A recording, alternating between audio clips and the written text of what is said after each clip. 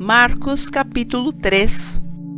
E outra vez entrou na sinagoga, e estava ali um homem que tinha uma das mãos mirrada, e estavam observando-o se curaria no sábado para o acusarem.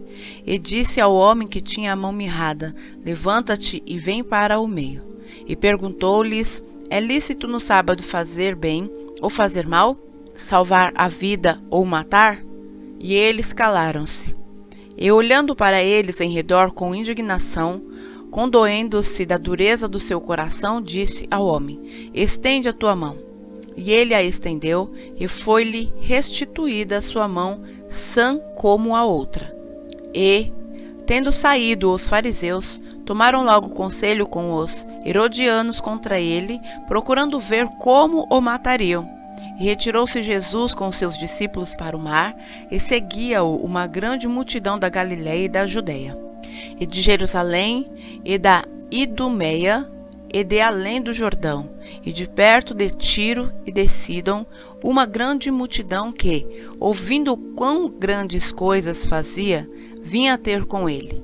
E ele disse aos seus discípulos que tivessem sempre pronto um barquinho junto dele, por causa da multidão, para que o não oprimisse, porque tinha curado a muitos, de tal maneira que todos quantos tinham algum mal se lançavam sobre ele, para lhe tocarem.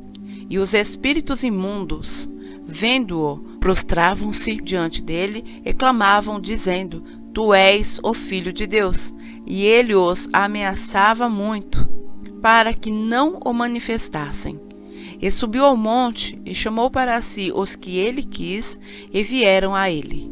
E nomeou 12 para que estivessem com ele, e os mandasse a pregar, e para que tivessem o poder de curar as enfermidades e expulsar os demônios: a Simão, a quem pôs o nome de Pedro, e a Tiago, filho de Zebedeu, e a João, irmão de Tiago, aos quais pôs o nome de Boanerges, que significa filhos do trovão, e a André, e a Filipe, e a Bartolomeu, e a Mateus, e a Tomé, e a Tiago, filho de Alfeu, e a Tadeu, e a Simão, o cananita, e a Judas Iscariotes, o que o entregou, e foram para uma casa.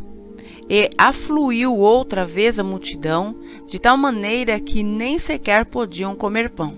E, quando os seus ouviram isto, saíram para o prender, porque diziam: está fora de si.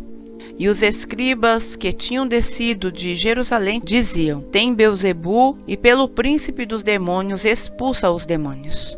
E, chamando-os a si, disse-lhes por parábolas: como pode Satanás expulsar Satanás? E, se um reino se dividir contra si mesmo, tal reino não pode subsistir. E, se uma casa se dividir contra si mesma, tal casa não pode subsistir.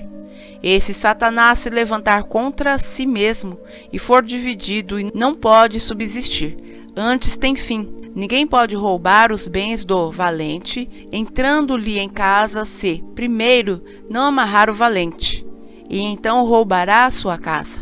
Na verdade vos digo que todos os pecados serão perdoados aos filhos dos homens, e toda a sorte de blasfêmias com que blasfemarem. Qualquer, porém, que blasfemar contra o Espírito Santo nunca obterá perdão, mas é culpado do eterno juízo. Porque diziam: tem espírito imundo. Chegaram então seus irmãos e sua mãe e, estando fora, mandaram-no chamar.